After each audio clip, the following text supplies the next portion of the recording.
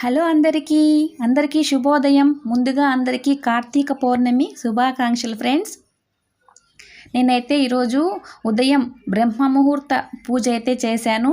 ఉదయాన్నే 3:34 కల్లా అయితే నేను నిద్రలేచి చక్కగా పూజనంతా అయితే ముగించుకున్నాను ఫ్రెండ్స్. ఈరోజు పౌర్ణమి, అది కార్తీక పౌర్ణమి కావడంతో నేనైతే ఇంట్లో అఖండ దీపం అయితే వెలిగించాను ఫ్రెండ్స్.